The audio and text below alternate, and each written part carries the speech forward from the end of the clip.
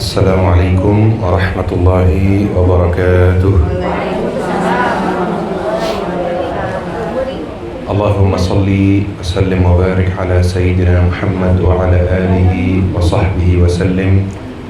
Allahumma shrah li sadri wa yassir li amri wahlul 'uqdatam min lisani yafqahu qawli. Masya Allah, Bapak Ibu yang dirahmati oleh Allah Subhanahu wa Ta'ala, Jamaah Majelis Ta'lim Al-Itqan, bagaimana kabarnya hari ini? Alhamdulillah, Alhamdulillah, Masya Allah. Semoga apa yang kita nanti pelajari hari ini kita bisa pahami dengan baik, insya Allah, diberi pemahaman oleh Allah Subhanahu wa Ta'ala, dan diberi kelancaran untuk memahami ilmu itu, insya Allah. Amin, amin, ya Rabbal Alamin. Masya Allah, sudah lama nggak ketemu, tapi bisa Alhamdulillah hari ini bertemu lagi. Dan saya biasanya rindu dengan Majelis Ta'lim Al-Itqan gitu. Kalau lama nggak datang saya rindu. Karena Masya Allah salah satu majelis ta'lim yang sangat semangat belajar, Alhamdulillah. Seperti biasa Bapak Ibu, kita mulai kajian kita dengan meluruskan niat lillahi ta'ala. Itu langkah pertama, langkah nomor satu, ya. Rasulullah SAW bersabda, innamal a'malu binniyat wa innama likulli imri'in ma nawa. Sesungguhnya setiap amalan itu tergantung niatnya, dan setiap orang dapat balasan sesuai apa yang dia niatkan. Bismillahirrahmanirrahim. Tidak cukup amalan kita hanya laksanakan, itu tidak cukup, harus dibarengi dengan niat yang ikhlas lillahi ta'ala. Dan seperti yang kita sampaikan dan pelajari bersama sebelumnya, bahwa segala aktivitas dalam kehidupan kita bisa terhitung sebagai ibadah jika kita niatkan lillahi ta'ala. Makan bisa jadi ibadah jika kita niatkan untuk bikin badan kita sehat dan kuat untuk ibadah.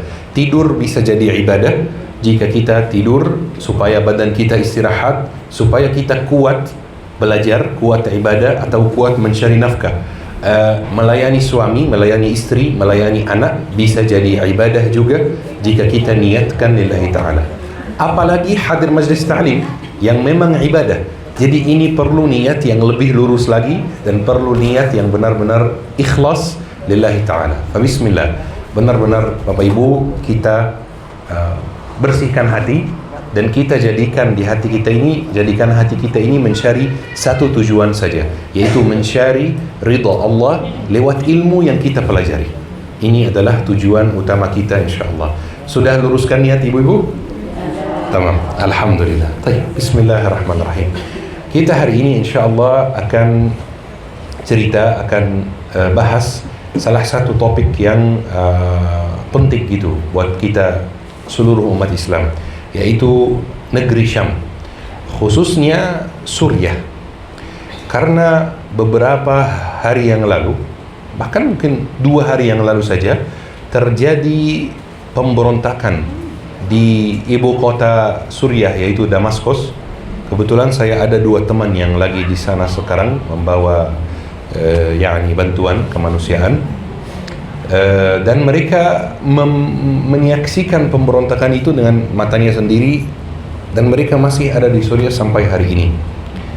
Pemberontakan ini dilakukan oleh SDF gitu. SDF itu atau kadang-kadang disebut Qasd ya. Qasd itu bahasa Arabnya Quwat Suriah Ad-Demokratiyah, pasukan Suriah yang demokratis ya, pasukan demokratis Suriah. Ini pasukan yang terdiri dari orang Kurdi. Orang Kurdi itu salah satu ras yang di Timur Tengah. Kurdi itu dijanjikan dulu oleh negara penjajah untuk menjadi negara sendiri. Jadi negara namanya negara Kurdi gitu ya. Kurdi itu masalahnya mereka ada di setiap perbatasan negara Arab, kecuali negara Arab yang di Afrika. Kalau kita lihat Suriah, di perbatasannya ada orang Kurdi. Kalau kita lihat Irak, di perbatasannya ada orang Kurdi. Kalau kita lihat Turki, di perbatasannya ada orang Turki. orang Kurdi. Mereka bahasanya beda dengan bahasa Arab dan mereka Muslim ya. Tapi sebagian besar dari mereka juga agak sekuler. Jadi ada sebagian yang Muslim, mungkin bisa dikatakan setengah, yang separuh itu Muslim juga, tapi arahnya agak ke sekuler. Yang Muslim benar di antara mereka itu Masya Allah Islamnya luar biasa. Banyak ulama besar di antara bangsa Kurdi. Saat negara-negara Barat menjajah negara Islam dan saat perjanjian Sykes-Picot, ada satu perjanjian namanya perjanjian Sykes-Picot. Perjanjian ini dilaksanakan beberapa tahun atau di tanda tangan beberapa tahun sebelum Turki Utsmani runtuh. Perjanjian ini antara Prancis dan Inggris. Mereka sepakat bersama untuk membagikan negara-negara Islam. Jadi benar-benar ada satu perwakilan dari Prancis duduk dengan satu perwakilan dari Inggris. Dan mereka mulai nego gitu ya. Saya ambil Mesir, kamu ambil Libya gitu. Saya ambil Irak, kamu ambil Suriah. Saya ambil Palestina, kamu ambil gitu. Benar-benar mereka membagikan negara Muslim seperti misalnya membagikan kue gitu. Dan mereka waktu itu janji kepada bangsa Kurdi untuk memberikan mereka sebagian dari tanah Timur Tengah untuk dijadikan negara khusus mereka, negara Kurdi. Tetapi mereka dikhianati oleh Inggris dan Prancis. Sehingga Kurdi itu sekarang terpisah. Ada sebagian di Suriah, sebagian di Irak, sebagian di Turki. Di Turki mereka melawan pemerintah. Makanya di Turki itu organisasi mereka itu diperangi oleh Erdogan. Di Irak mereka berhasil buat provinsi otonomi. Jadi benar-benar provinsi yang terpisah dari pemerintahan pusat di Irak. Dan di Suriah mereka masih melawan pemerintah Suriah yang sekarang sampai hari ini. Dan mereka punya sebuah gerakan atau sebuah organisasi, sebuah pasukan namanya SDF. SDF. Ini yang membuat keributan di Suriah kemarin. Gerakan tersebut didukung oleh Amerika Serikat. Dan kadang-kadang kita bingung gitu ya. Gimana nih Amerika Serikat mendukung pasukan yang melawan pemerintah Suriah yang sekarang, kemudian di waktu yang sama Amerika Serikat juga mendukung pemerintah Suriah yang sekarang. Ini politik, ini politik. Dan ini politiknya, mereka mendukung dua orang yang lagi berperang, memberi keduanya senjata, dan mereka kemudian memihak pihak yang menang. Ini adalah sistem mereka dari dulu gitu ya. Kalau kita lihat misalnya di Libya sekarang, Libya sampai hari ini ada dua pemerintahan. Libya itu negara yang sangat kaya. yakni kekayaan Libya itu pada masa puncaknya itu melebihi kekayaan Arab Saudi. Kita lihat sekarang dulu Al-Qaddafi itu seperti apa, ya. Kaya, sangat kaya, dan sampai hari ini kaya sebenarnya, tapi dulu jauh lebih kaya. Yakni anak kasih contoh misalnya, kalau ada orang Libya yang memutuskan untuk kuliah di luar negeri dulu misalnya, dia itu pilih kampus sendiri di negara yang dia inginkan, kemudian negara tinggal bayar, khalas. Kemudian pas dia kuliah di luar negeri, itu setiap orang dari anggota keluarganya diberi 1000 US dollar. 1000 US dollar yakni 15 juta, sekitar 15 juta. Dia sendiri diberi 2000 US dollar. Jadi 30 juta kalau dirupiahkan. Sangat kaya, luar biasa kekayaannya. Dan sekarang Libya perang saudara, ada dua pemerintahan, pemerintah di timur, pemerintah di barat, timur Libya dan barat Libya. Dan Amerika mendukung keduanya sebenarnya. Betul. Walaupun secara resmi mendukung salah satu pihak, tapi di lapangan keduanya didukung. Bas. Tapi hari ini kita nggak bahas Libya, hari ini kita bahas negeri Syam. Karena negeri Syam itu harus menjadi tempat fokus kita sebagai umat Islam di akhir zaman. Yakni kita sudah bahas sebelumnya bersama keutamaan negeri Syam. Tapi anak cuman mengingatkan diri dan mengingatkan Bapak Ibu. Rasulullah SAW mendoakan negeri Syam berkali-kali. Yani Rasulullah SAW bersabda, Allahumma barik lana fi Syamina, Allahumma barik lana fi Yamanina. Ya Allah, berkahi negeri Syam kami ya Allah berkahi negeri Yaman kami. Kemudian sahabat bertanya, wa najdina, bagaimana dengan Najd, ya? Jadi Rasulullah kayak tidak mendengar gitu ya, kayak atau pura-pura tidak mendengar. Rasulullah ulangi doa yang sama. Allahumma barik lana fi Syamina, Allahumma barik lana fi Yamanina. Ya Allah berkahi negeri Syam kami, berkahi negeri Yaman kami. Kemudian sahabat bertanya lagi, wa najdina, bagaimana dengan Najd ya Rasulullah? Rasulullah bersabda, hunaka dzaladil wal fitan wa biha yatla'u qarnu syaitan. Disitulah ada gempa bumi dan fitnah-fitnah, dan di sana akan muncul tanduk setan. Di Najd. Najd itu di mana? Najd itu di Saudi, ya. Banyak yang sekarang menyalah tafsirkan hadisnya, ya, yang mengatakan misalnya Najd itu di Irak, dan itu salah besar karena dengan logika gitu ya. Najd memang nama bagian timur di Saudi sampai hari ini. Yani sampai hari ini kalau saya bertanya kepada orang Saudi yang dari Najd, kamu orang mana? Biasanya dia menjawab saya Najdi. Saya dari Najd itu. Dan yang kedua, buat apa sahabat menanyakan Irak? Mereka akan menanyakan tempat asal mereka. Bagaimana dengan negeri kami, Najd gitu ya. Karena semua suku-suku yang ada di bagian barat itu asalnya dari bagian timur, yaitu Najd. Itu bagian barat itu Hijaz, yaitu Makkah, Madinah, Jeddah dan lain-lain. Itu bagian barat. Bas. Rasulullah sallallahu alaihi wasallam juga bersabda, Tuba lisyam. Masya Allah, syukran kasiran. Terima kasih Ustazah.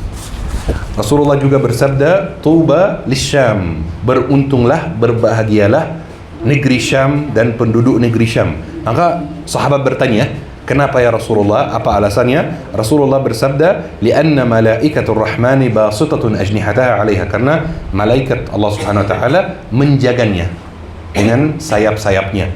Itu.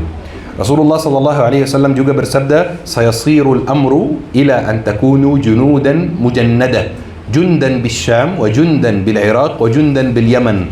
Akan ada suatu saat di akhir zaman umat Islam itu akan jadi beberapa bagian dan beberapa pasukan. Ada pasukan di Syam, pasukan di Irak, pasukan di Yaman. Maka Ibnu Huwalah, sahabat Rasulullah, bertanya kepada Rasulullah, khirli ya Rasulullah, pilih atau kasih saya pilihan, saya ikut yang mana wahai Rasulullah?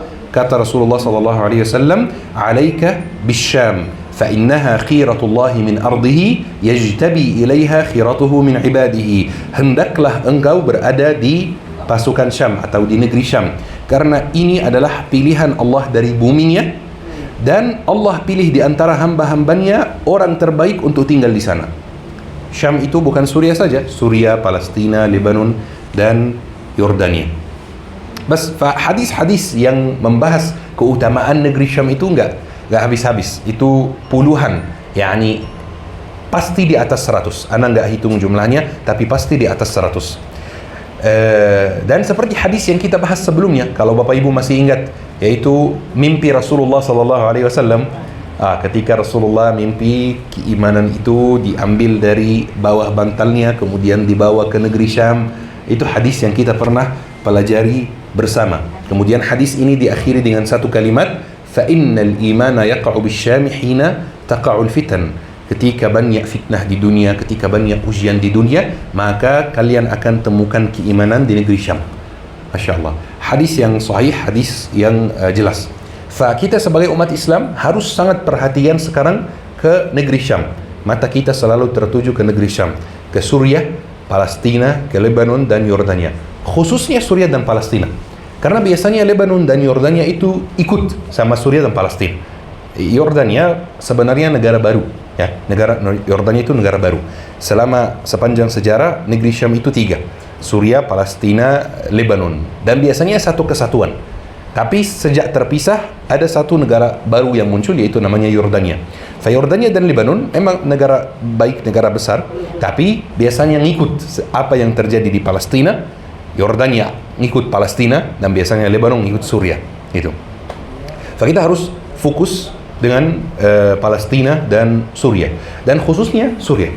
Karena sekarang seperti yang Anda ceritakan kemarin, beberapa hari yang lalu, 2 hari 3 hari yang lalu terjadi pemberontakan dari SDF, ya, yang terdiri dari Kurdi yang sekuler, memberontak terhadap pemerintah Suriah yang sekarang. Tapi alhamdulillah sudah, keadaan sudah aman lagi.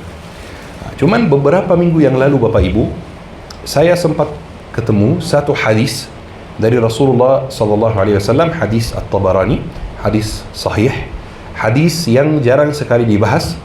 Ana sempat bahas di YouTube dan banyak sekali yang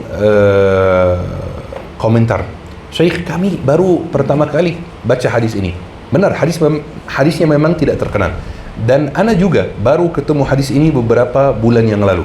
Dan baru ana bahas di YouTube beberapa minggu yang lalu. Hadis ini, Masya Allah, menceritakan segala hal yang terjadi di Suriah dari tahun 2011 bahkan sampai Dajjal keluar.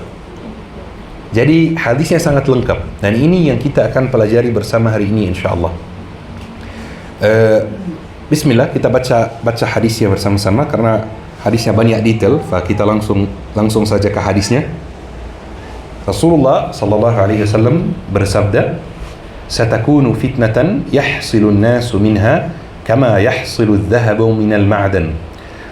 Di negeri Syam, konteksnya negeri Syam ya, akan terjadi suatu fitnah, kekacauan yang sangat besar yang membuat manusia teruji sebagaimana emas diuji dan dimurnikan dari batu tambang, gitu maksudnya, tambang emas gitu. Biasanya emas harus dipisah dengan cara tertentu, tidak mudah. Maksudnya fitnah, kekacauan itu sangat berat sehingga akan memfilter mana manusia yang baik, mana manusia yang lurus, dan mana yang enggak. Dan ini kalau kita lihat fitnah yang atau ujian, karena fitnah dalam hadis Rasulullah tidak selalu datang dengan arti fitnah yang kita ketahui. Kadang-kadang datang dengan arti ujian. Kalau di bahasa Indonesia kadang-kadang kita menggunakannya, misalnya saya difitnah, ya, saya dituduh macam-macam. Tapi dalam hadis Rasulullah kata fitnah biasanya ujian, ya. Ujian yang dialami oleh warga Suriah sejak tahun 2011 itu luar biasa, luar biasa.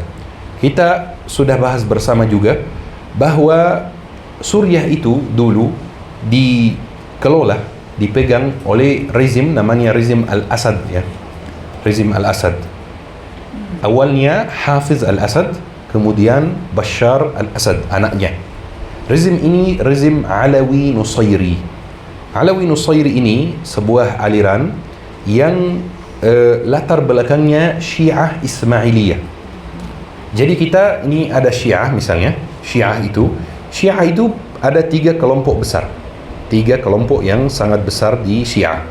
Ada Syiah Zaidiyah, ada Syiah Ismailiyah, ada Syiah Ithna Ashriyah. Itu 3 golongan Syiah yang paling terkenal di zaman kita ini. Syiah Zaidiyah itu yang di Yaman, yang Houthi. Mereka itu Syiah paling ringan bisa dikatakan gitu ya. Jadi tidak banyak penyimpangan. Itu Syiah Zaidiyah. Kemudian ada Syiah Ithna Ashriyah. Itu Syiah yang ada di Iran. Itu sedang.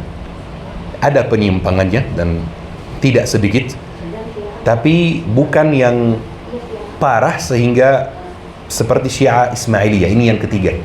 Syiah Ismailiyah itu benar-benar sudah menyimpang sekali, sangat-sangat menyimpang. Mereka sedikit sekali sekarang, mereka tidak banyak sekarang.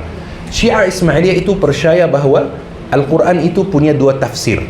Mereka percaya pada Al-Quran, ya, tapi mereka percaya bahwa Al-Quran itu punya 2 tafsir. Tafsir zahiri dan tafsir batini. Tafsir yang zahir kita baca, kita translate, dapat tafsirnya. Tapi ada juga tafsir batini, tafsir batin, tafsir yang hanya disampaikan oleh Allah kepada imam-imam mereka. Jadi setiap ayat itu punya 2 arti gitu menurut mereka, Syiah Ismailiyah itu. Arti yang awam seperti kita semua bisa ketahui, dan arti yang hanya mereka yang bisa ketahui saja. Sehingga konsep ini membuat banyak potensi untuk penyimpangan. Kenapa? Karena khalas imam mereka bisa menafsirkan Al-Quran seenaknya. Kalau kita nggak bisa. Kalau misalnya saya datang hari ini, saya menyampaikan ayat Al-Quran ini artinya ini, tapi artinya beda dengan ayatnya. Antum bisa bertanya, kata siapa Ustaz? Berdasarkan apa Syekh menyampaikan ini? Baru saya jelaskan. Mereka nggak bisa. Kenapa? Karena kalau ada tafsir yang aneh, langsung mereka menjawab ini tafsir batini, tafsir batin, tafsir yang hanya diketahui oleh orang-orang tertentu. Sehingga banyak penyimpangan, banyak hal-hal aneh yang terjadi dari mereka. Dari Syiah Ismailiyah itu muncul satu golongan namanya Nusairiyin atau Alawiyin. Itu lebih menyimpang lagi, bayangkan. Jadi Syiah Ismailiyah itu sudah memang menyimpang. Tapi Nusairi itu lebih menyimpang lagi. Sampai saya nggak mengkafirkan siapapun, saya nggak masuk ranah itu, tapi kadang-kadang ulama Syiah sendiri mengkafirkan Nusairin itu. Bayangkan semenyimpang apa. Itu adalah alirannya Bashar al-Assad dan Hafiz al-Assad. Ujian yang sangat berat yang menimpa orang Suriah dari tahun 70-an sampai tahun 2000 kemarin, 2000 berapa? 2024. Mereka itu benar-benar didiskriminasi di dalam negaranya sendiri. yakni mereka Suriah itu negara Ahlul Sunnah wal Jamaah, mereka mayoritas, tapi mengalami diskriminasi padahal mereka mayoritas. Jadi misalnya kalau ada orang yang mau jadi polisi, ada orang yang mau jadi tentara, itu nggak boleh sholat misalnya, dilarang gitu, itu benar-benar dilarang gitu. Nggak boleh sholat aja nggak boleh, apalagi misalnya mau melihara jenggot atau apa, itu semuanya apapun yang berbau Islami itu tidak boleh sama sekali, seperti itu. Apalagi kalau misalnya mungkin itu terjadi sebelum saya lahir, bahkan kejadian yang terjadi sebelum saya lahir, tapi saya baca, tapi mungkin ada bapak ibu yang pernah baca berita dulu tentang Suriah, tentang pembantaian Hama. Mungkin ada yang pernah baca beritanya, pembantaian Hama. Hama itu satu kota di Suriah, Ahlus Sunnah wal Jamaah, dan mereka Ikhwanul Muslimin, dan mereka menentang kepemimpinan Hafiz al-Assad. Dia benar-benar mengelilingi kotanya dikelilingi, tidak boleh ada yang keluar, tidak boleh ada yang masuk, kemudian kotanya dibantai total yani. Bas. Itu adalah kondisi Suriah sampai tahun 2011. Mereka protes dan mulai semacam perang lagi, perang antara pasukan-pasukan yang banyak HTS dan lain-lain melawan pemerintahan atau rezim Bashar al-Assad itu. Perang yang terjadi di Suriah dari tahun 2012 bukan 11, 2012 sampai tahun 2024 itu bikin lebih dari setengah warga Suriah mengungsi keluar Suriah. Jadi Suriah dan Palestina itu ada keunikan yang nggak ada di negara lain. Sebenarnya keunikan yang menyedihkan ya, yaitu jumlah orang Suriah yang di luar Suriah lebih banyak dari jumlah orang Suriah yang di dalam Suriah. Bayangkan, Palestina juga sama. Jumlah orang Palestina yang di luar Palestina lebih banyak dari jumlah orang Palestina yang di dalam Palestina. Itu fitnah yang luar biasa. Tahu berapa jumlah orang yang Bashar al-Assad itu bunuh? Itu mendekati jumlah orang yang Zionis bunuh di Palestina. 500.000 orang. 500.000 orang. Yakni negara Arab itu ya, misalnya Uni Arab Emirates, itu warganya total 3 juta. Toga. Warga asli, warga pribumi. Kalau yang asing banyak ya, tapi warganya asli 3 juta. 500.000 dibunuh di Suriah. Yani mendekati misalnya 20% dari populasi negara seperti Uni Arab Emirates. Baik, ini ujian yang terjadi di Suriah, dan itu bagian pertama dalam hadis Rasulullah SAW. Baik, bagian yang kedua Rasulullah bersabda, kita lanjut hadisnya. فَلَا تَسُبُّوا أَهْلَ الشَّامِ وَسُبُّوا ظَلَمَتَهُمْ فَإِنَّ فِيهُمُ الْأَبْدَالِ. Dan janganlah kalian mencela penduduk Syam. Janganlah kalian mencela penduduk Syam, tetapi celalah para penguasa zalim di antara mereka. Karena di negeri Syam ada orang-orang pilihan Allah. Jadi kenapa? Maksudnya apa? Jangan mencela penduduk Syam, tapi celalah penguasa zalim mereka. Kadang-kadang Bapak Ibu, kita duduk di tempat kita, di tempat yang aman, yang nyaman, hidup kita santai, dan kita mulai menyalahkan yang lain. Kenapa mereka tidak protes? Kenapa mereka tidak berdiri? Kenapa mereka tidak seperti itu ya? Padahal kita nggak tahu kondisi mereka seperti apa ya, dan apa yang mereka alami dan apa yang mereka hadapi. Jadi kata Rasulullah, fitnah ini dalam fitnah ini jangan mencela warga Syam. Mereka sudah bebannya sudah terlalu banyak gitu. Tapi kalau mau menyalahkan satu pihak, salahkan penguasa zalim mereka, bukan mereka. Fa inna fihumul abdal, sesungguhnya di antara mereka ada hamba pilihan Allah. Kata al-abdal itu bisa diartikan atau diterjemahkan dengan dua kalimat. Kalimat yang pertama hamba pilihan Allah atau pengganti-pengganti yang baik. Itu kata al-abdal. Taib. Kita lanjut hadisnya. Wa sayursilullahu ilaihim sayyiban minas sama'i fayughriqahum hatta law qatalathum ath-tha'aliba laghalabathum. Allah akan mengirim kepada penguasa-penguasa zalim itu suatu azab dari langit, suatu masalah yang besar, suatu ujian yang berat sehingga akan masalah ini akan menggelamkan mereka. Yani kayak hujan, banjir yang bikin mereka tenggelam, bikin mereka lemah. Bahkan jika para serigala berperang melawan penguasa zalim itu, para serigala akan mengalahkan penguasa zalim. Jadi di akhir masa fitnah itu, Allah akan kirim azab kepada penguasa zalim, masalah banyak ujian kepada penguasa zalim, sehingga bikin penguasa zalim itu sangat lemah dan sangat mudah dikalahkan. Kata Rasulullah, kalau serigala, beberapa hewan saja yang kalau kita misalnya pakai peluru mereka lari, ya enggak. Kalau serigala itu memerangi penguasa zalim itu, mereka akan mengalahkan penguasa atau rezim yang zalim itu. Dan kalau kita lihat di akhir masa Bashar al-Assad, benar-benar dia sudah lemah sekali. Yakni sampai dia sendiri, ya, bukan misalnya gang-gang di negaranya, bukan. Dia sendiri menjadikan Suriah itu sebagai pabriknya narkoba di Timur Tengah. Dan dia yang kelola bisnis ini secara langsung. Ini yang aneh, ya. Di negara lain mungkin kadang-kadang pemerintah terlibat dalam beberapa praktik seperti itu. Tapi bukan mereka yang kelola secara langsung. Bukan mereka yang produksi. Tapi di zaman Bashar al-Assad itu, dia sendiri yang kelola bisnis narkoba di Suriah. Sampai di akhir masa Bashar al-Assad, ada beberapa negara Arab yang melarang orang Suriah masuk negaranya. Kenapa? Karena setiap kali ada orang yang masuk, biasanya dari rezim Bashar al-Assad itu ditangkap bawa narkoba yang banyak. Khususnya mereka itu memproduksi satu jenis narkoba namanya Kiptagon. Kiptagon itu terkenal sekali di Suriah. Pabriknya itu di Suriah waktu itu. Bahkan dikirim ke seluruh negara dunia. Dan dikelola, diproduksi sendiri oleh keluarga Al-Assad itu. Saking lemahnya mereka dan tidak ada sumber daya alam di negara selain itu, khalas, mereka nggak ada jalan lain kecuali narkoba itu. Sumber daya alam negara habis gara-gara perang. Mereka yang hancurkan negaranya sendiri.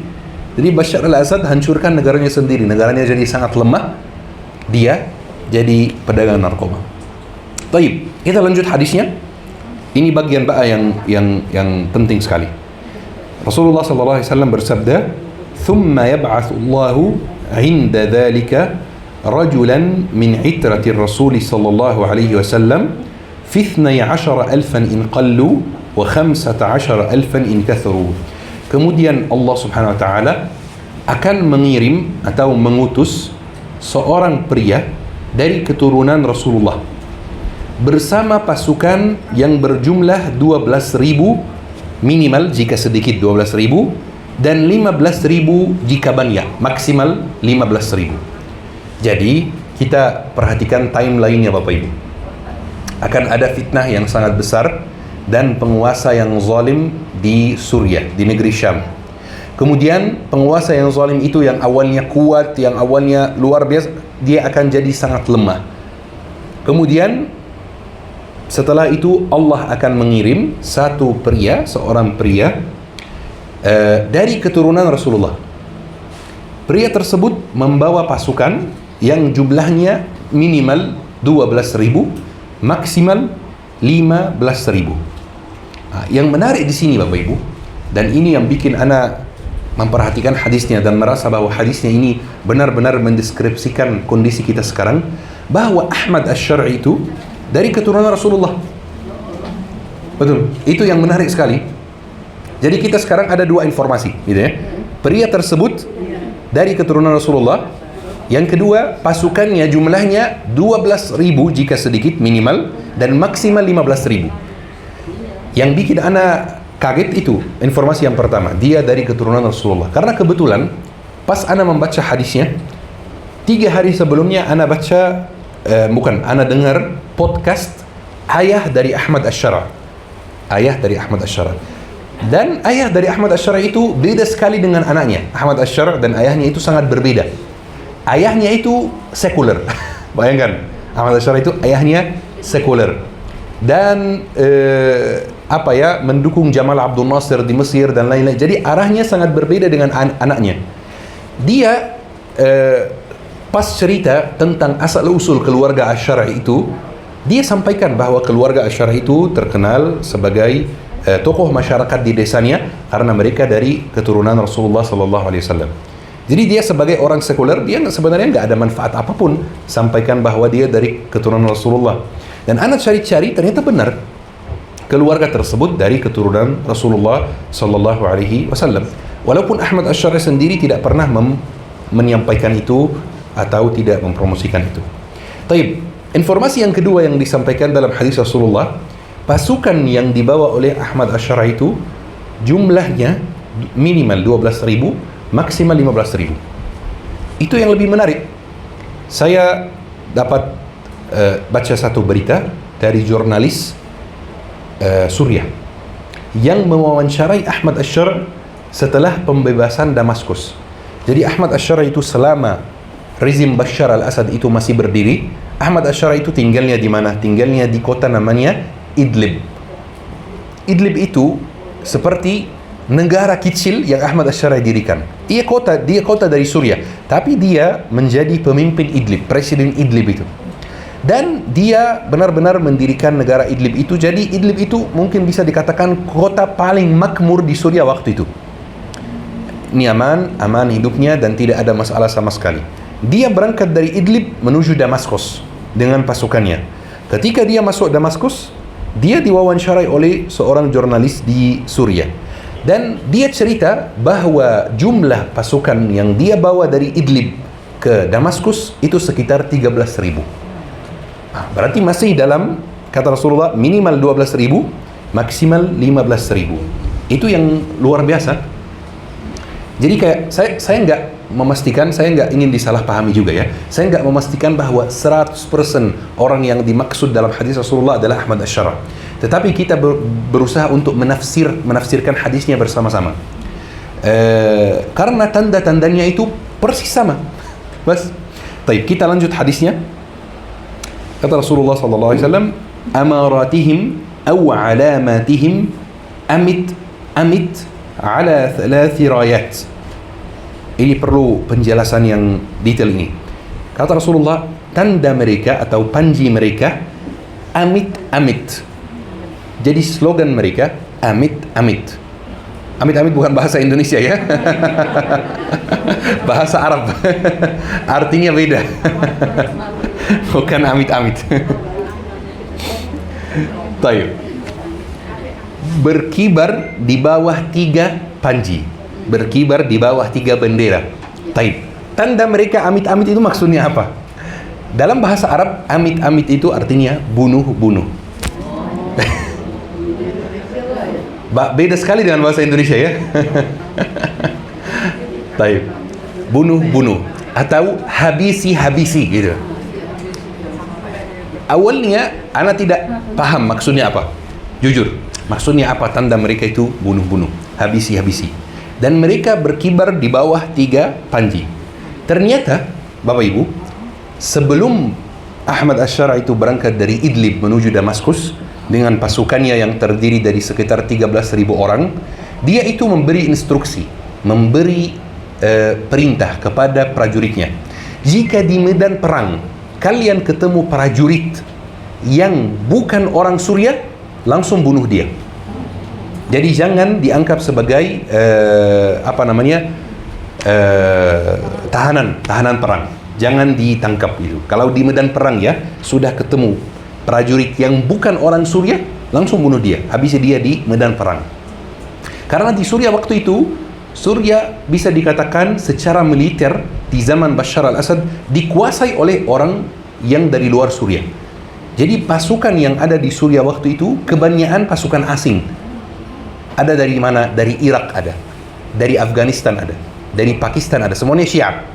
Semuanya pasukan Syiah. Hizbullah ada, Rusia ada. Bas. Ketika mereka melawan prajurit-prajurit yang mendukung rezim Al-Assad, itu ada yang Rusia, ada yang Pakistan, ada yang Afghanistan, ada yang Hizbullah, Lebanon. Jadi Ahmad Ash-Shara' memberi instruksi kepada mereka, jika bukan warga Suriah, langsung habisi. Kenapa? Karena kalau dia diambil sebagai tahanan perang, nanti akan ada proses negosiasi yang panjang dengan negara asalnya untuk kembalikan tahanan perang tersebut. Maka dia tidak mau itu. Dia mau menguasai Damaskus, langsung mulai membangun Damaskus. Tidak mau ada proses negosiasi dan masalah dengan negara-negara asing. Betul, langsung habisin aja. Kalau orang Suriah, kalau dia menirangi, habisin juga. Tapi kalau dia tidak menirangi, biarkan. Taib. Ini tanda yang pertama. Amit-amit. Taib. Di bawah 3 bendera, di bawah 3 panji. Jadi pasukan 13.000 orang itu terdiri dari 3 bendera, 3 pasukan sebenarnya. Dan ternyata benar, pasukan yang Ahmad Ash-Shara' itu bawa, jadi terdiri dari 3 pasukan. Jadi sesuai hadis Rasulullah SAW. Tapi apa pasukan yang Ahmad Ash-Shara' bawa? Atau gabungan pasukan? Karena dari tahun 2012, itu salah satu, jujur ya, kita harus bicara secara terbuka. Kita sebagai orang yang bergerak di bidang dakwah dan lain-lain, kadang-kadang tidak bisa bekerja sama. Itu salah satu kekurangan kita sebagai umat Islam yang peduli dengan soal dakwah dan ingin menegakkan Islam lagi. Kadang-kadang kita tidak bisa bekerja sama. Beda pendapat sedikit, ayo pisah. Setiap orang sendiri-sendiri. Itu yang terjadi di Suriah juga. Di tahun 2012, banyak sekali orang yang latar belakangnya Islami yang melawan Bashar al-Assad. Tapi mereka berbeda pendapat di tengah perjalanan. Jadi mereka pisah-pisah. Setiap orang bekerja sendiri. Betul. Ada tiga pasukan yang alhamdulillah saat Ahmad Ash-Shara' menguasai Damaskus itu bergabung dan bekerja sama. Yang pertama HTS. Itu punya Ahmad Ash-Shara' sendiri. HTS. Yang kedua namanya Tentara Nasional Suriah. Tapi itu bukan tentaranya Al-Assad ya. Namanya nasional, tapi bukan tentara yang dari rezim Al-Assad. Itu tentara atau pasukan yang didukung oleh Turki. Taib. Yang ketiga adalah Faylaq Ash-Sham. Pasukan namanya Faylaq Ash-Sham. Mereka juga bantu dalam pembebasan Suriah, pembebasan Damaskus.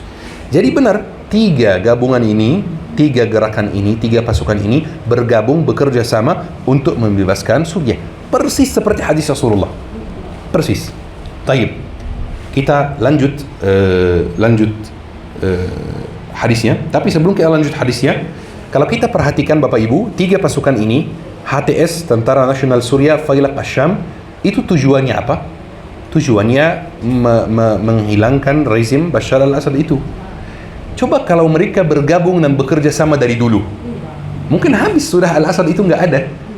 Mereka baru kerja sama beberapa hari saja sudah menghabiskan Bashar al-Assad. Ini tanda dan hal yang perlu kita pelajari. 3 pasukan aja atau 3 gerakan aja bekerja sama bisa berhasil seperti itu. Tapi bagaimana kalau setiap gerakan Muslim itu bekerja sama? Bagaimana kalau yang di seluruh dunia? Luar biasa hasilnya ya. Taib. Kita lanjut hadis Rasulullah sallallahu alaihi wasallam. Yuqatiluhum ahlu sab'u rayat laysa min sahibi rayah illa wa huwa yatma'u bil mulki fayuqtaluna wa yuhzamun. Mereka akan diperangi oleh para pemegang 7 panji.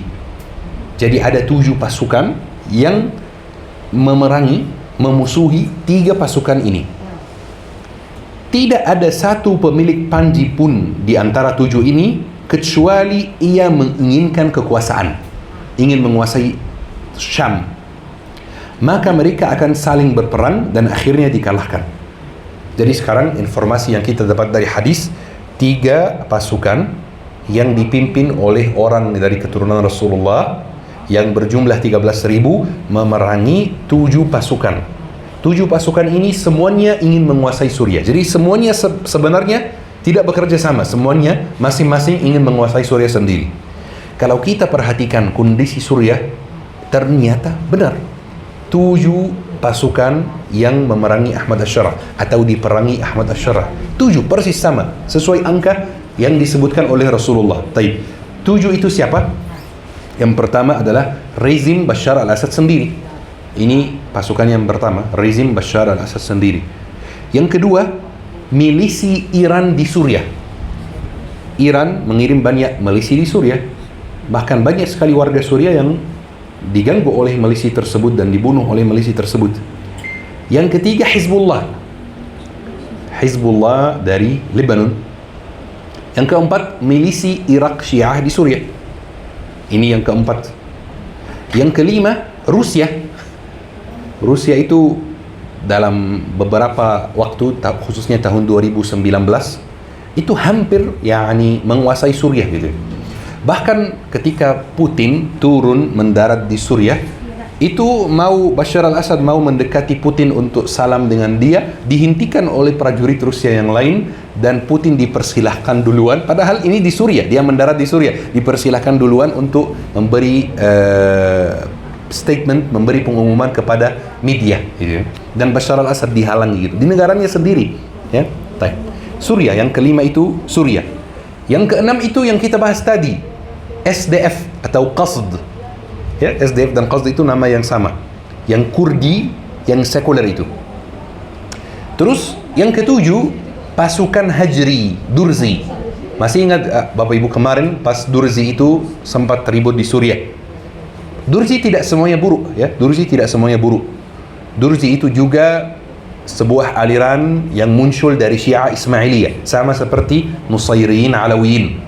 Durzi tidak semuanya buruk. Mereka kebanyakan mendukung Suriah, mendukung negaranya sendiri. Tapi ada sebagian dari mereka yang di bawah ulama Durzi, namanya Al-Hajri, itu pro-Israel. Jadi mereka memerangi Ahmad Ash-Shara juga. Jadi 7 pasukan Al-Hajri yang Durzi itu 7. Yang pertama, rezim Suriah sendiri. Yang kedua, milisi Iran di Suriah. Yang kedua, Hizbullah. Yang ketiga, Hizbullah. Yang keempat, milisi Irak. Yang kelima, Rusia. Yang keenam, SDF atau Qasd.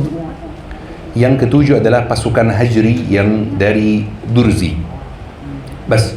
Tapi kabar baiknya yang Rasulullah sampaikan, akan terjadi perang antara 7 pasukan ini dan 3 pasukan ini, dan 7 pasukan ini akan dikalahkan. Sekarang hampir semuanya dikalahkan. Tinggal satu lagi Mas yang belum dikalahkan, itu SDF itu. Belum dihabisi secara total. Tapi rezim Suriah sendiri khalas, tidak ada.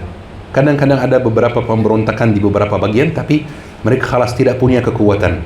Milisi Iran di Suriah sudah tidak ada lagi. Hizbullah sudah tidak ada lagi. Milisi Irak tidak ada lagi. Alhamdulillah.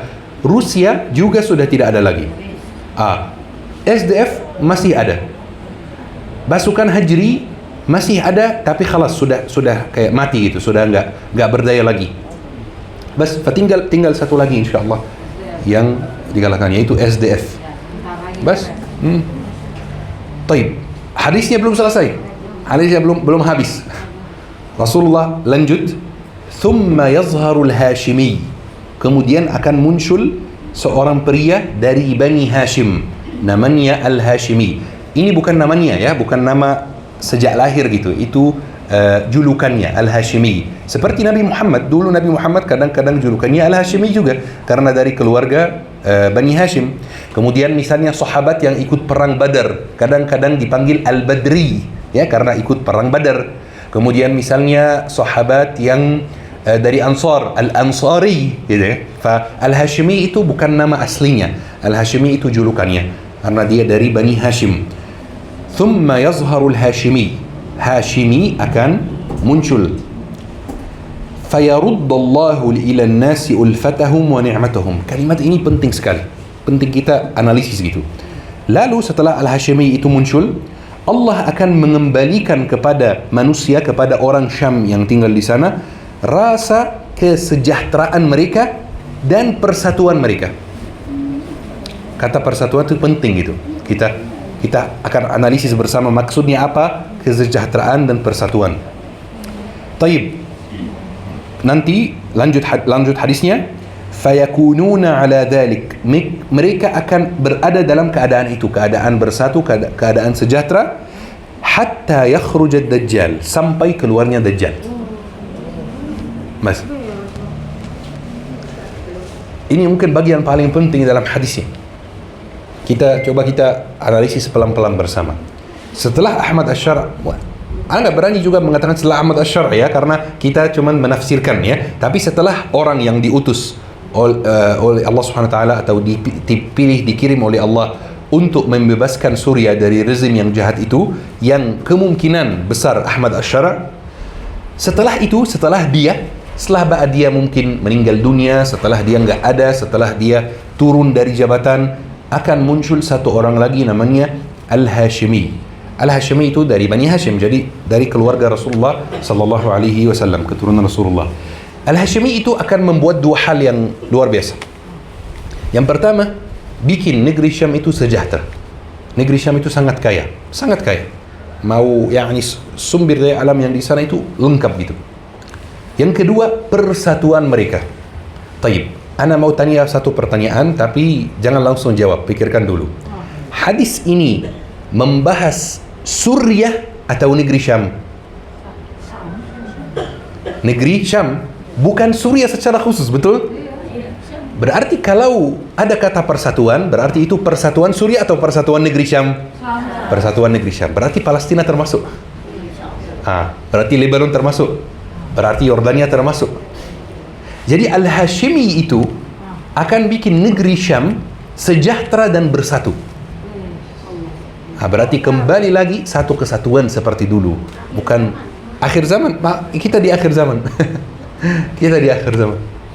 Bas, akan bikin negeri Syam itu sejahtera dan bersatu. Berarti di zaman Al-Hashimi itu, yang setelah orang yang kita bahas dari tadi itu, yang kemungkinan dia Ahmad Asy'ari, akan muncul Al-Hashimi yang akan menyatukan Palestina, Suriah, Lebanon, dan Yordania. Berarti Palestina di zaman Al-Hashimi itu sudah merdeka. Kenapa? Bagaimana bisa Palestina bersatu dengan mereka kalau masih di bawah Israel? Tidak mungkin. Berarti Palestina akan merdeka di zaman Al-Hashimi itu atau mungkin sebelumnya. Allahu a'lam. Palestina akan merdeka.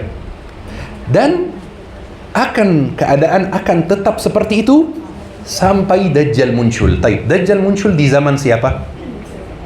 Dajjal muncul itu di zaman pemimpin siapa? Ada yang tahu? Imam Mahdi, betul.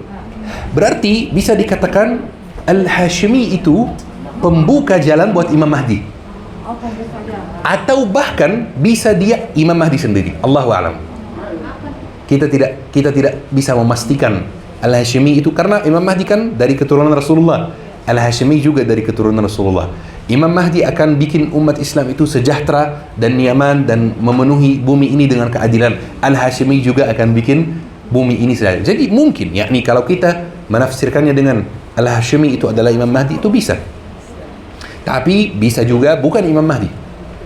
Dan ini yang kita perlu bahas. Ana mau bahas satu hal lagi supaya timeline-nya itu lengkap di kita. Timeline itu kronologinya lengkap di kita. Kronologinya seperti apa? Kronologinya begini. Kita semua tahu 5 fase umat Islam. Pasti sering dibahas oleh Ustaz Ihsan, oleh Ustaz-Ustaz yang lain, pasti sering dibahas. 5 fase. Yang pertama, kenabian, betul, nabi. Yang kedua, khilafah rasyidah ala minhaj an-nubuwah. Khilafah atau kepemimpinan yang rasyidah, yang diberi petunjuk oleh Allah atas minhaj atau atas jalan kenabian. Yang ketiga, mulkun adud, sahih, kerajaan yang menggigit. Kerajaan yang menggigit itu apa? Kerajaan yang menerapkan syariah tapi sistem politiknya bermasalah, menggigit gitu, kayak kekuasaan nggak mau ditinggal gitu. Baik. Yang keempat apa? Mulkun jabriyah, betul, kerajaan yang memaksa. Kata Rasulullah, ciri-ciri kerajaan yang memaksa itu tusfaku fiha dima, darah ditumpahkan. Wa tu'khadhu fiha al-amwal, harta orang diambil. Wa tuntahaku fiha al-hurumat, kehormatan orang diganggu. Ini zaman kita sekarang. Taib. Fase yang kelima apa? Khilafatun rasyidatun ala minhajun nubuwah. Khilafah atau kepemimpinan yang rasyidah, diberi petunjuk oleh Allah Subhanahu wa taala atas jalan kenabian, atas minhaj kenabian. Kita sekarang di fase yang keempat. Fase yang pertama itu mulai dengan terutusnya Nabi Muhammad sampai meninggalnya Nabi Muhammad. Fase yang kedua mulai dengan Abu Bakar selesai dengan Ali bin Abi Talib atau Al-Hasan bin Ali. Allahu a'lam. Yani bisa beda pendapat di situ, bisa. Taib. Fase yang ketiga mulai dengan, bisa dikatakan mulai dengan Yazid bin Muawiyah. Karena Muawiyah bin Abi Sufyan bisa kita bilang mulai dari Muawiyah bin Abi Sufyan juga, tapi Muawiyah bin Abi Sufyan kan diserahkan kepemimpinan kepadanya oleh Al-Hasan. Tapi perjanjiannya kemudian dilanggar. Ya kan, perjanjiannya dengan Al-Hasan, kalau Muawiyah bin Abi Sufyan meninggal dunia, urusan kepemimpinan diserahkan oleh umat. Tapi perjanjiannya dilanggar. Jadi bisa dikatakan yang ketiga itu mulai dari Yazid bin Muawiyah, yaitu Umayyah, ya, kerajaan atau dinasti Umayyah, khilafah Umayyah. Yang keempat, fase yang keempat mulai dengan runtuhnya Turki Utsmani dan masih berlangsung sampai hari ini. Taib. Yang kelima, kita ke keempat. Yang kelima itu akan mulai dengan masa transisi. Jarang dibahas ini. Masa transisi namanya Kharabu Jabriyat. Runtuhnya kerajaan yang memaksa. Itu dibahas oleh Rasulullah juga. Jadi kerajaan yang memaksa itu akan runtuh dulu satu-satu. Kerajaan yang memaksa itu bukan satu, sekarang banyak sekali. Sedunia, hampir semua dunia, ya. Hampir semua dunia.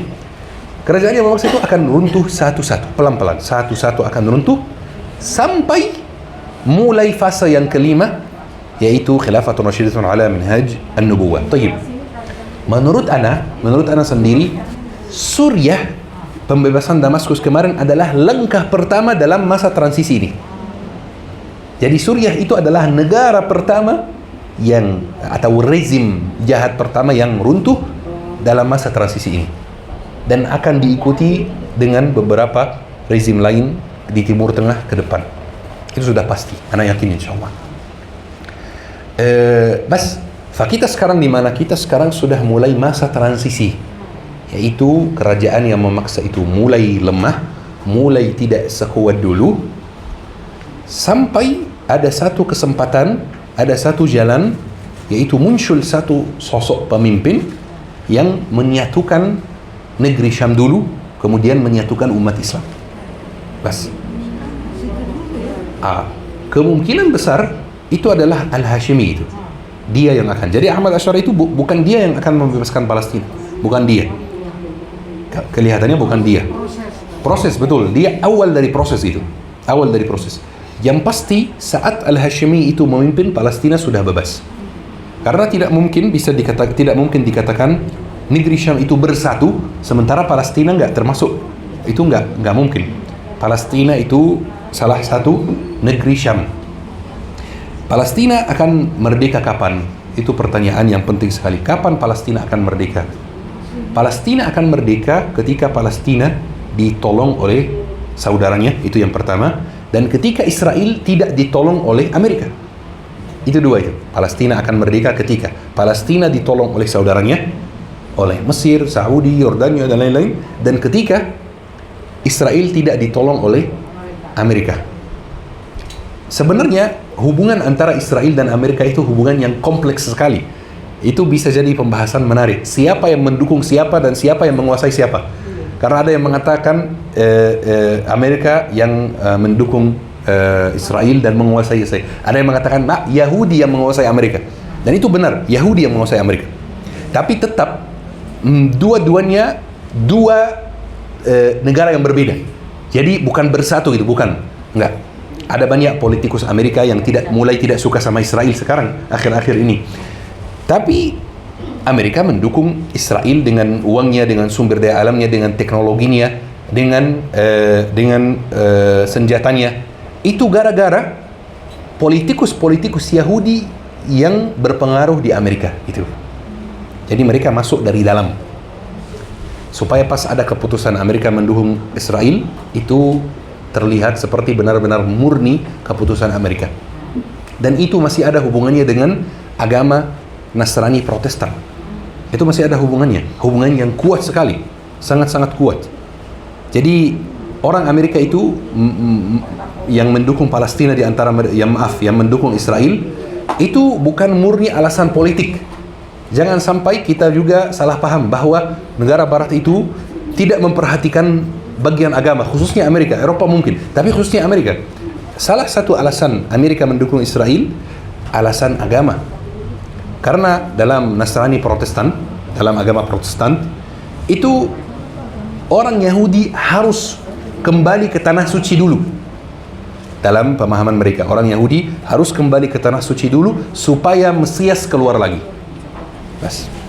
Itu mungkin jadi pembahasan yang lain, hubungan agama Yahudi dengan agama Nasrani, ya. Hubungannya seperti apa? Bas. Baik.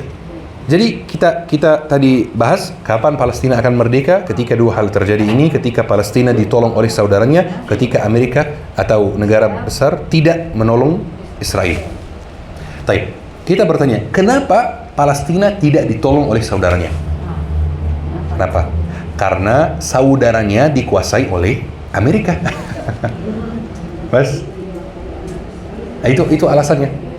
Tapi kapan Amerika akan berhenti menguasai negara-negara sekitar Palestina?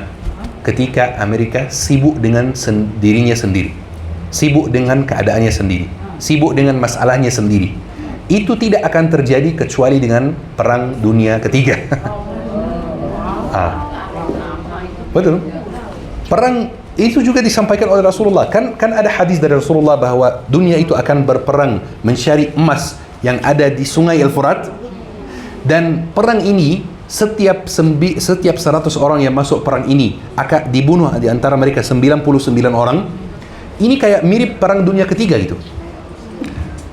Semua negara besar berkumpul di satu tempat, berebut mau ambil sumber daya alam baru yang muncul di tempat tersebut.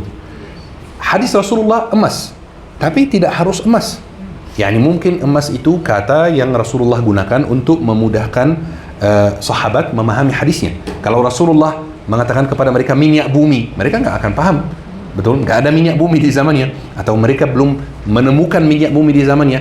Yang pasti sumber daya alam, bisa emas, bisa yang lain.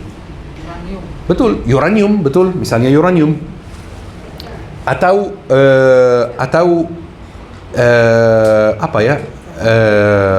ada beberapa hal yang digunakan untuk membuat chip alat elektronik itu juga sekarang sudah mulai langka sekali. Ya, baik. Negara Barat akan berperang semua, Amerika, China, India, Rusia berperang rebut sumber daya alam yang baru. Alhasil dari perang tersebut, kata Rasulullah, setiap 100 orang yang ikut perang ini, 99 orang akan meninggal dunia. Rasulullah tidak menyampaikan matematika. Maksud Rasulullah bukan persis 99 orang akan meninggal dunia, bukan. Maksud Rasulullah, perang ini sangat melelahkan. Jumlah orang yang mati dalam perang itu banyak sekali. Jumlah teknologi yang hancur, jumlah alat yang hancur dalam perang ini yang dimiliki oleh negara barat itu akan banyak sekali. Kata Rasulullah, jika kalian hidup di zaman perang tersebut, jangan ikut. Karena perang tersebut secara tidak langsung memberi manfaat kepada kita. Kenapa? Karena ketika perang ini selesai, semua negara barat itu akan lelah, capek, dan mulai kehilangan cash flow-nya, uangnya, dan lain-lain. Habis dalam perang ini.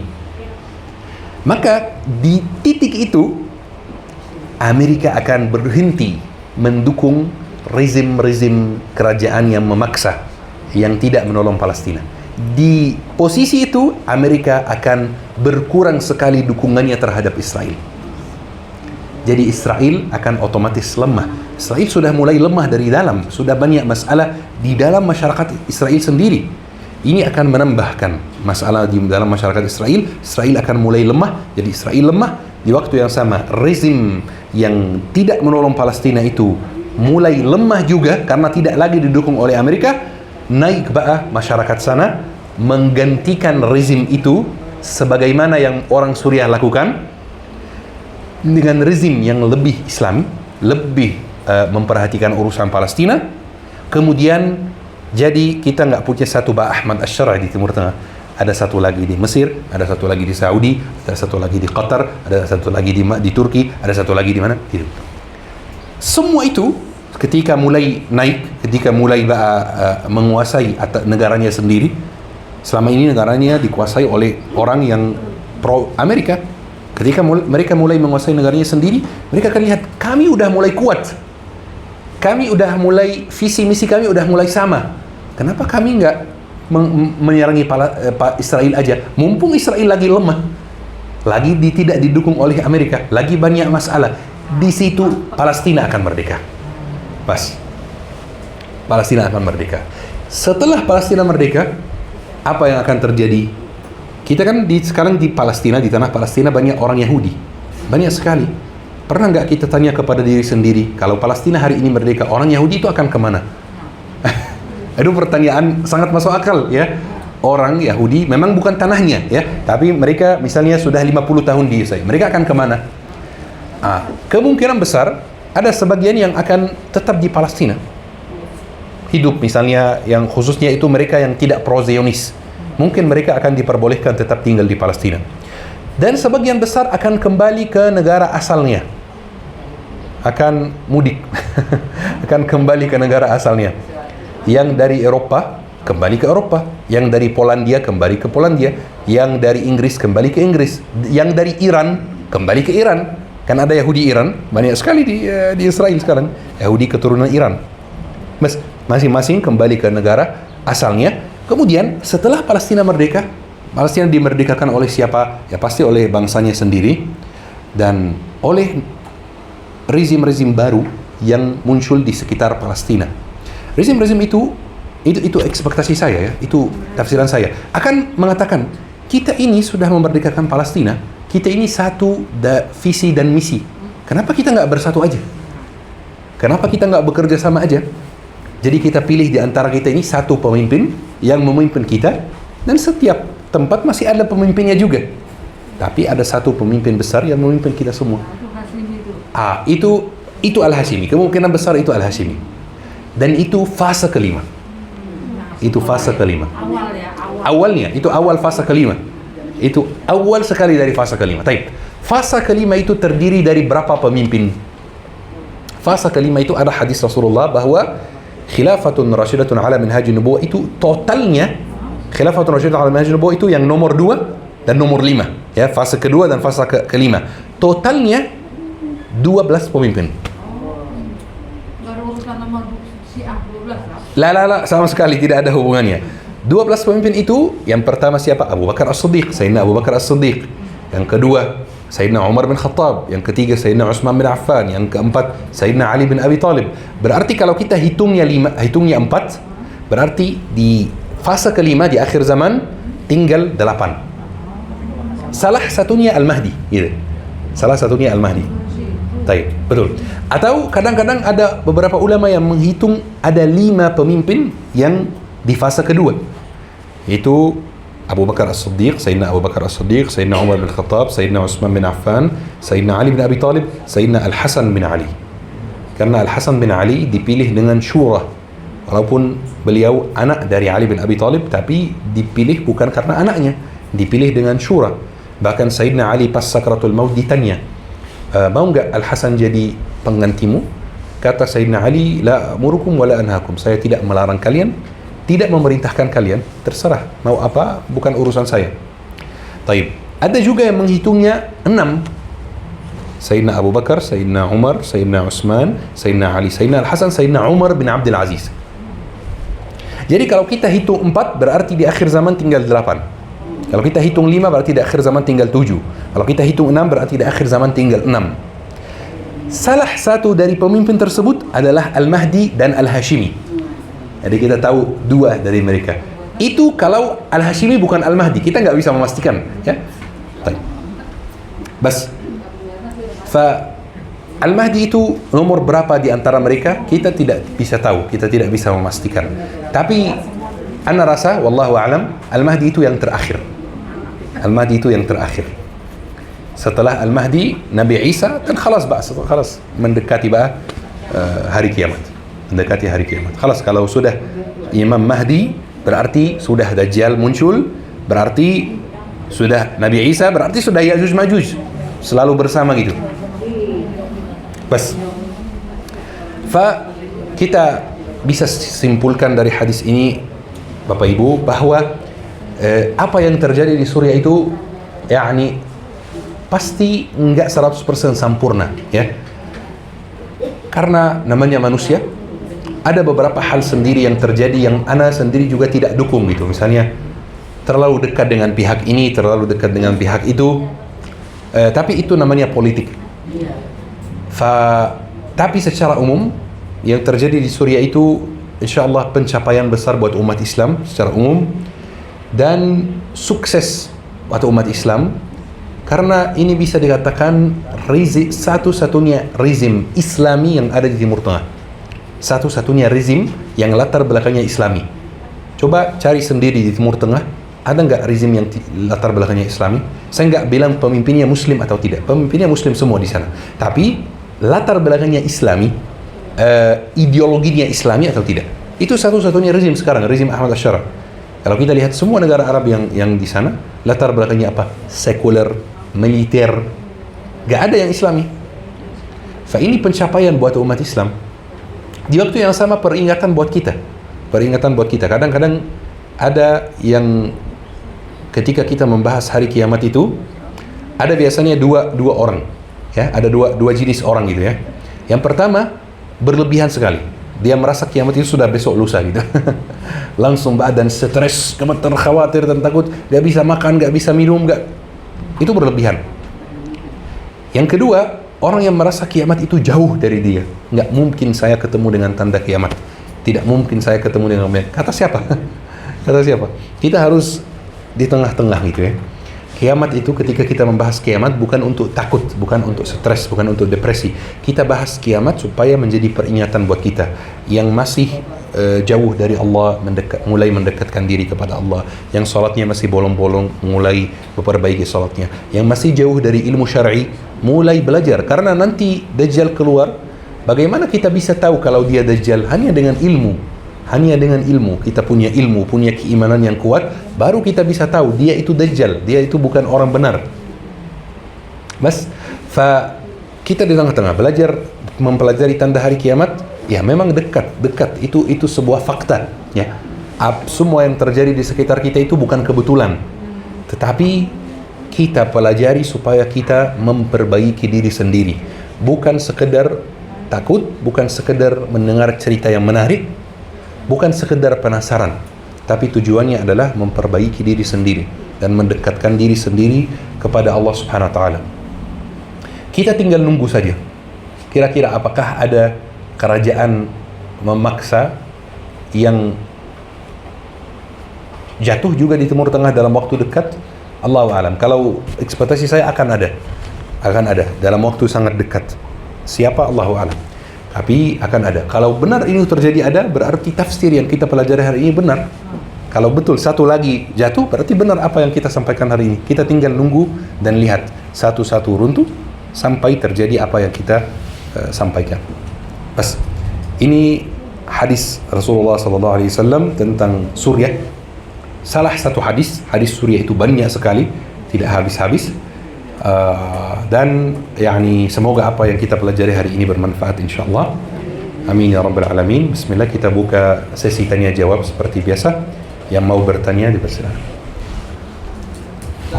Ayo, tamam, ada sebentar ada. Ada yang ambil mic soalnya. Waalaikumsalam warahmatullahi wabarakatuh. Mau tanya, kalau tadi penjelasan seperti itu, pertanyaannya bagaimana dengan Indonesia? Yang saya pahami, saya dengar, bukan saya pahami, maksudnya saya dengar kalau salah satunya pasukan kita itu yang salah satu pendukung Al-Mahdi. Ahmad. Itu satu. Apakah termasuk juga dalam membuatnya Rasulullah gitu? Kalau nggak salah ada ramalan yang menyatakan dari negeri timur itu Indonesia, merek Indonesia. Itu satu. Dan kedua, kalau boleh ada sedikit ulasan sedikit aja Ustaz tentang Sudan.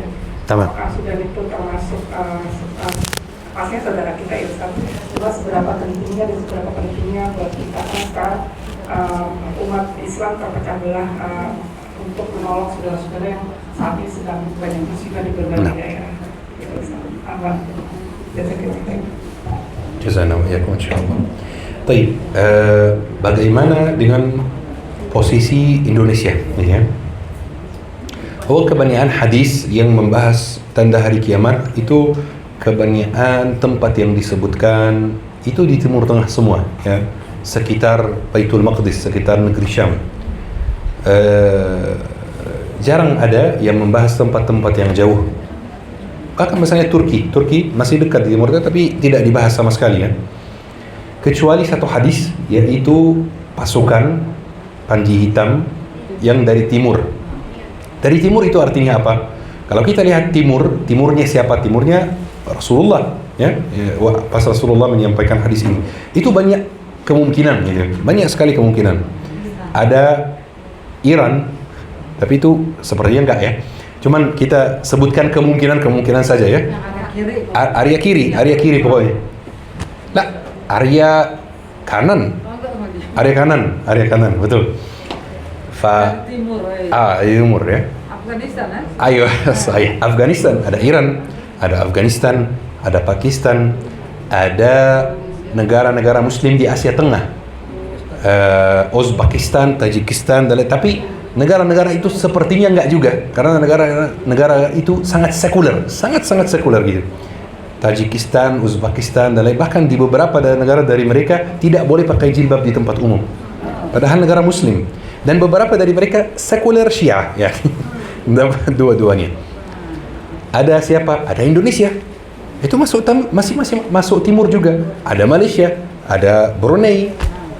Bas, kita tidak bisa memastikan yang mana antara mereka. Walaupun ya saya sangat mencintai Indonesia ya.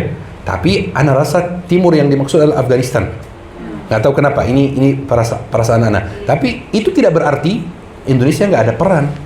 Pasti akan ada peran.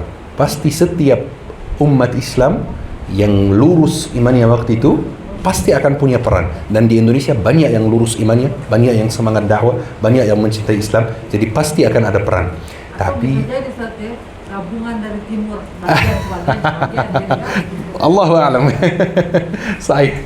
Bas bisa jadi gabungan juga. Allahu a'lam. Kenapa enggak? Pilihan-pilihan gitu loh. Betul juga, mungkin. Tafsir ini juga sangat masuk akal. Bisa jadi gabungan. Siapa yang ikut lah? Tidak harus satu tempat tertentu. Bisa gabungan dari timur, dari sini, dari sana, dari sini. Allahu a'lam. Bas, kalau ada peran pasti ada peran. Yang penting kita mulai dengan diri sendiri dan keluarga kita sendiri supaya pas hari H ada betul. Ada semangat, ada iman yang kuat, ada yang itu, Mas. Baik. Karena belum tentu kita pas saatnya kita semangat, belum tentu kita ada iman yang kuat. Saya sering dengar banyak orang yang mengatakan seperti ini. Ya, seandainya saya hidup di zaman sahabat, seandainya saya hidup di zaman Nabi Muhammad, jujur ketika ana dengar seperti ini, ana merasa kayak kurang pas gitu. Kenapa? Karena tahu dari mana kalau kita hidup di zaman sahabat kita nggak termasuk Quraisy misalnya, atau termasuk betul kelompok Abu Jahal. Kata siapa? Kan? Bas, taib. Itu yang pertama. Yang kedua Sudan. Sudan sekarang masih ada perang saudara sama sebuah pasukan yang didukung oleh salah satu negara Arab. Perang saudara di Sudan sangat parah, sangat parah, dan jumlah orang yang meninggal dunia itu dibunuh oleh pasukan tersebut mendekati 50.000 orang. Jadi angka-angka yang mirip dengan angka Gaza juga gitu. Masalahnya di Sudan agak kompleks. Kenapa? Karena dua pihak yang berperang itu dua-duanya buruk, jujur. Jadi nggak ada misalnya satu yang salah, satu yang benar, kayak misalnya Gaza gitu, atau Suriah misalnya. Enggak, di Sudan itu dua-duanya buruk. Cuman ada satu jahat sekali. Dua pihak yang berperang itu Kuwat Ad-Da'm As-Sari'. Saya lupa singkatannya apa. Saya kemarin bahas di sosmed tapi lupa singkatannya ya. Tapi namanya Kuwat Ad-Da'm As-Sari'. Lupa. Baik, khalas. Kuwat Ad-Da'm As-Sari', saya lupa singkatannya, bisa dicek di Google. Melawan tentara resmi di negara. Dua-duanya 2023 kemarin mereka kudeta. Mereka menggulingkan pemerintah resmi yang sah. Kemudian setelah mereka kudeta, mereka memerintahkan menguasai Sudan bersama, dan mereka berantem siapa yang menguasai ini dan siapa yang menguasai itu. Jadi ini bukan perang tentang kebenaran gitu. Korbannya adalah warga Sudan. Dan dulu di zaman para sahabat, di zaman Umayyah, Abbasiyah dan lain-lain, Utsmaniyah, itu asal yang punya masalah itu Muslim, terlepas dari dia dari mana, didukung karena dia Muslim gitu, satu umat gitu. Tapi sekarang kita tidak bisa mendukung Sudan kecuali dengan dua. Kita bicara tentang mereka supaya isu mereka itu nggak tenggelam, nggak hilang di banyaknya berita di media. Yang kedua, kita ikut donasi juga. Walaupun tidak banyak yayasan di Indonesia yang menyalurkan donasi ke Sudan, tapi anak tahu beberapa.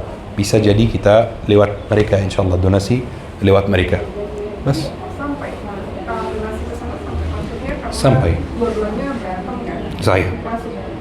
Masuk bantuannya ada susah atau enggak? Sahih. Tapi insyaallah sampai, yani yang beberapa yang ana tahu, yayasan yang ana tahu yang menyalurkan donasi itu yang menyalurkan langsung orang Sudan sendiri, syekh-syekh dari Sudan. Tapi insyaallah sampai ya. Bas. Walaupun sulit ya.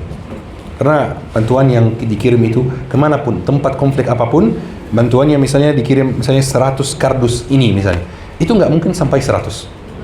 Itu tidak mungkin sampai 100. Pasti diambil sebagian, ketemu preman-preman di jalan atau prajurit-prajurit yang menjaga perbatasan itu, ambil sebagian, ambil jatahnya itu. Bas. Di Gaza maupun di Sudan itu. Bas. Itu jawabannya. Barakallahu fikum. Syukran. Tafadhal. Assalamualaikum warahmatullahi wabarakatuh. Waalaikumsalam. Pertanyaan yang saya pertanyakan dijawab. Damam. Cuma yang tadi pertanyaan yang kedua itu tapi berada sekarang gimana? Damam. Nah. Keadaannya, kondisinya gimana sekarang? Tamam. Baik, bismillahirrahmanirrahim. Pertanyaannya adalah Masjid Al-Aqsa sekarang kondisinya bagaimana? Masjid Al-Aqsa kondisinya kurang lebih sama kayak dulu, kecuali ada beberapa perubahan yang terjadi yang mengkhawatirkan. Kondisinya apa? Kondisinya salat 5 waktu dilaksanakan di sana, tetapi kadang-kadang prajurit Israel melarang jamaah masuk salat. Yani kadang-kadang keluar dari masjid, tiba-tiba salat zuhur gak boleh dilaksanakan sekarang, misalnya. Tapi secara umum masih ada salat yang dilaksanakan di sana. Kadang-kadang prajurit Israel tiba-tiba melarang orang duduk di halaman Masjid Al-Aqsa. Kondisinya kurang lebih sama. Tapi ada beberapa perubahan yang mengkhawatirkan yang terjadi di sana, yaitu terowongan-terowongan yang mulai dibangun lagi secara intensif oleh Israel. Terowongan-terowongan tersebut dibangun di bawah tanah Masjid Al-Aqsa dengan beberapa tujuan. Tujuan yang diumumkan kepada publik adalah mereka mencari peninggalan Bani Israel zaman dahulu. Itu tujuan yang diumumkan ke publik. Tapi tujuan yang sebenarnya adalah melemahkan pondasi Masjid Al-Aqsa. Itu tujuan yang sebenarnya. Terowongan itu dibangun dari tahun 78. Jadi bukan hal yang baru. 78. Zionis kuasai. Bukan 78. 68. Zionis kuasai Masjid Al-Aqsa tahun 67. Perang 67, mulai mereka langsung bangun terowongan tahun 68. Dibangun dari tahun 68 sampai hari ini, tapi di beberapa bulan terakhir atau bisa dikatakan 1 tahun terakhir ini pembangunan terowongan penggalian yang di bawah Masjid Al-Aqsa itu sudah parah sekali. Sampai kita mungkin pernah lihat video imam besar Masjid Al-Aqsa yang dia rekam dari kantornya, yang menyampaikan kepada umat Islam bahwa kondisi Masjid Al-Aqsa mulai bahaya. Dinding-dindingnya, bangunannya mulai bahaya gara-gara terowongan yang dibangun oleh Zionis Israel itu. Tujuannya apa membangun terowongan itu? Tujuannya jelas menghancurkan Masjid Al-Aqsa. Itu tujuan Israel. Yani Israel dihalangi kemarin menghancurkan Masjid Al-Aqsa berkat 7 Oktober, berkat perang 7 Oktober. Perang 7 Oktober itu yang menghalangi Israel menghancurkan Masjid Al-Aqsa di tahun 2023-2024. Israel kemarin ada rencana fix, jelas menghancurkan Masjid Al-Aqsa. Perang 7 Oktober yang menghalangi untuk sementara. Allahu a'lam mereka kapan akan melanjutkan rencana penghancuran. Bas, ini tujuan utamanya. Ini saja. Barakallahu fikum. Syukran. Tafadhal. Dan satu lagi di sebelah. Boleh kami. Satu. Warahmatullahi wabarakatuh. Waalaikumsalam warahmatullahi wabarakatuh.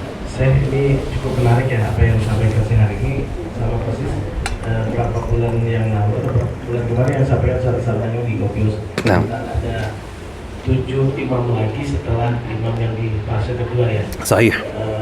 Umar, Abu Bakar, Umar, Utsman, Ali, Hasan bin Ali. Karena kalau Hasan bin Ali tidak dimasukkan buat biaya tidak 30 tahun, hanya 29,6 bulan. Sahih, betul sekali. Kan 6 bulan, jadi kalau Hasan masuk, wow.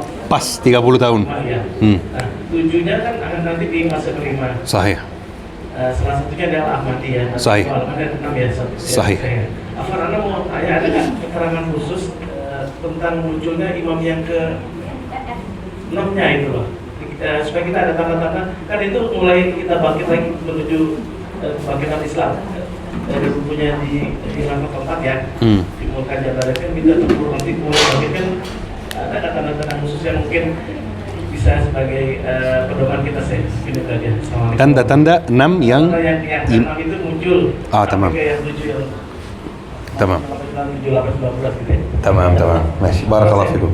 Baik, jadi pertanyaannya kan ada 5 pemimpin yang di awal zaman atau di fase kedua, yaitu Abu Bakar, Umar, Utsman, Ali, Al-Hasan, pas 30 tahun sesuai hadis Rasulullah. Kemudian ada 7 imam lagi di akhir zaman. Salah satunya adalah Al-Mahdi. Apa ciri-ciri imam yang lain itu?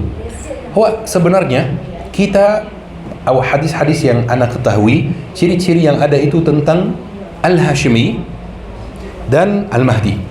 Imam-imam yang lain itu sebatas pengetahuan anak itu tidak ada ciri-cirinya, tapi ada ciri-ciri zamannya.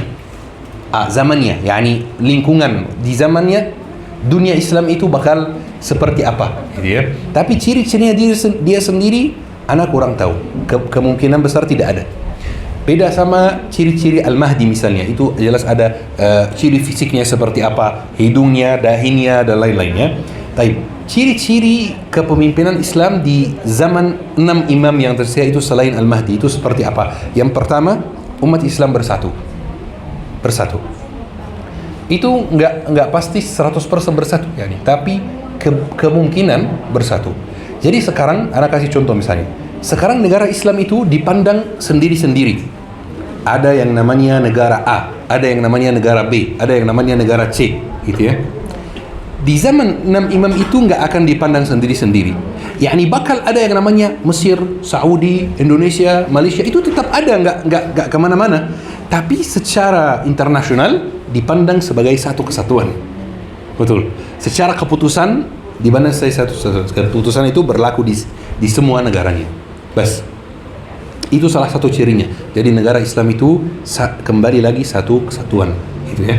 Dan mulai lagi konsep yang pernah ada di zaman fase ketiga, fase mulkun adud, kerajaan yang menggigit, yaitu selama orang itu statusnya muslim, maka dia bergabung ke persatuan negara itu, walaupun dia tinggal di negara barat.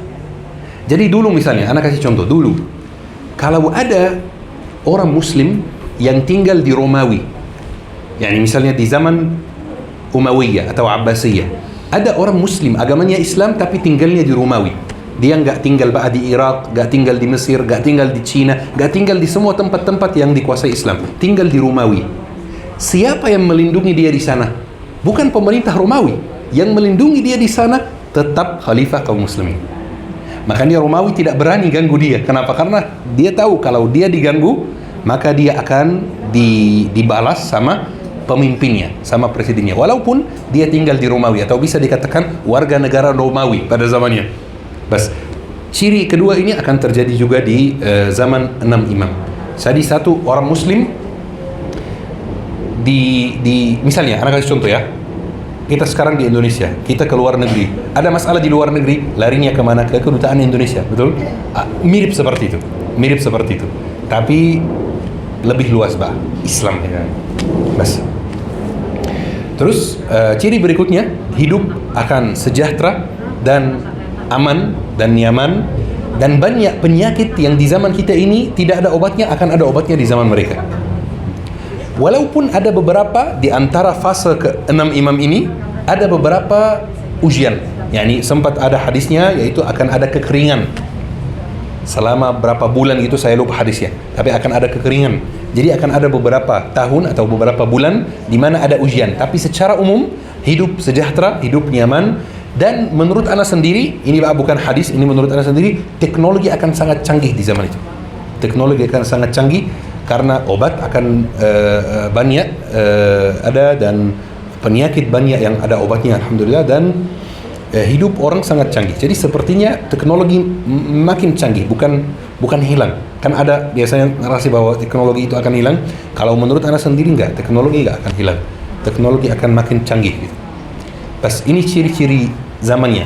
Salah satu cirinya juga akan terjadi perjanjian kedekatan, gitu. Terjadi perjanjian damai dengan Barat, dengan Romawi, dengan Eropa, dengan itu.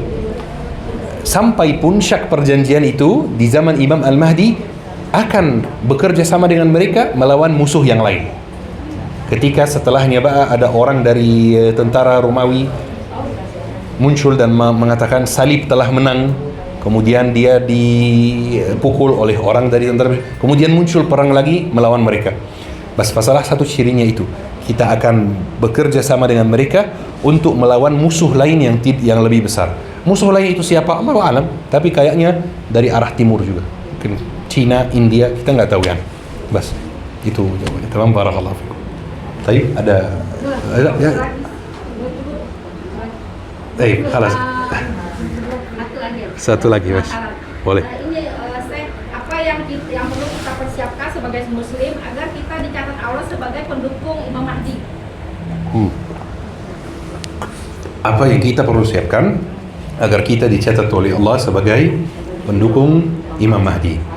Taib. Bismillahirrahmanirrahim. Bahwa yang penting, yang paling penting, kita ada ibadah atau aqidah al-wala wal bara. Itu penting sekali ya. Dan salah satu ibadah yang bukan ibadah, itu syarat dalam agama kita, al-wala wal bara itu ya. Salah satu hal yang dilupakan di zaman kita itu. Al-wala wal bara itu apa? Al-wala itu artinya saya memberi empati, saya bergabung, saya bekerja sama dengan saudara muslim karena dia muslim. Memberikan loyalitas. Loyalitas, betul. Saya loyal kepada umatku, loyal kepada saudaraku yang muslim. Dan al-bara itu saya melepaskan diri dari orang yang memusuhi dan menentang Islam. Saya berlepas diri dari mereka. Saya tidak loyal kepada mereka sama sekali. Itu nomor satu, itu langkah pertama. Karena kita cerita sekarang tentang Imam Mahdi dan kita mengira nanti di akhir zaman bakal sangat jelas di depan kita. Ini Imam Mahdi, ini kebenaran, ini keburukan. Enggak. Akan ada fitnah-fitnah setan juga. Akan ada orang-orang jahat yang menjelekkan pasukan Imam Mahdi. Akan ada itu. Seperti di zaman kita, orang jahat yang menjelekkan kebaikan. Akan ada juga. Jadi tidak semudah yang kita bayangkan. Oh itu Imam Mahdi, ayo saya ikut. Enggak. Akan ada keraguan, akan ada. Di zaman Rasulullah aja, jelas sekali Rasulullah, Nabi dan Rasul, menerima wahyu dari Allah. Masih ada orang yang tidak percaya sama Rasulullah, masih ada orang yang menuduh Rasulullah kazzab. tukang sihir dan orang gila dan lain-lain. Bas. Apalagi dengan Imam Mahdi, bukan Rasul, bukan Nabi, tapi manusia seperti kita. Ya. Itu yang pertama, al-wala wal bara. Kita biasakan diri, saya loyal kepada umat Islam. Ya. Terus yang kedua, kita belajar, kita menuntut ilmu. Karena kita selamat di akhir zaman itu ya, dengan rahmat Allah nomor satu, yang kedua dengan ilmu. Ilmu yang bakal bisa bikin kita membedakan antara yang lurus dan antara yang menyimpang. Itu dengan ilmu.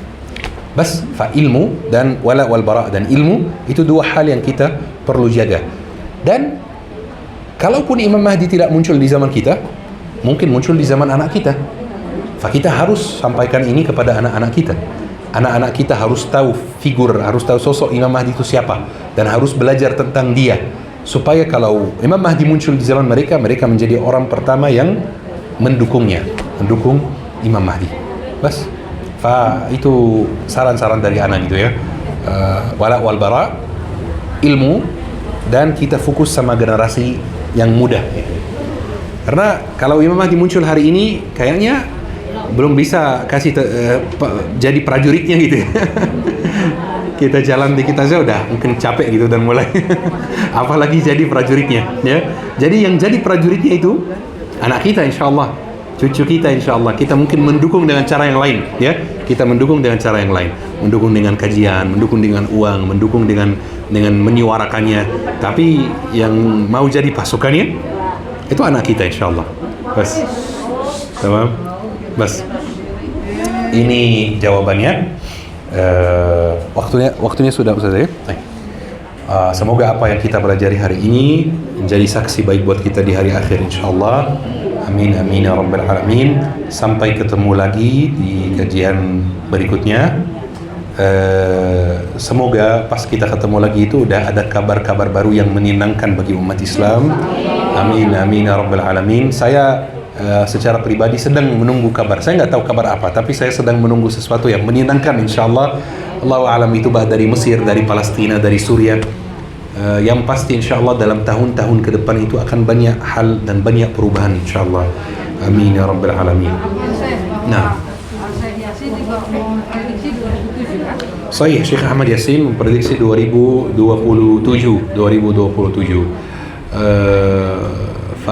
Terlepas dari tahunnya, yang pasti Israel itu sudah mulai turun, khalas, tidak naik lagi. Israel sudah mulai turun. Turunnya itu mulai makan waktu berapa tahun, Allahu a'lam yani. Tapi sudah dekat insyaallah. Amin ya rabbal alamin. Baik, ayo kita akhiri kajian hari ini dengan doa kafaratul majlis. Subhanakallahumma bihamdik, asyhadu an la ilaha illa anta, astaghfiruka wa atubu ilaik. Syukran. Wassalamualaikum warahmatullahi wabarakatuh.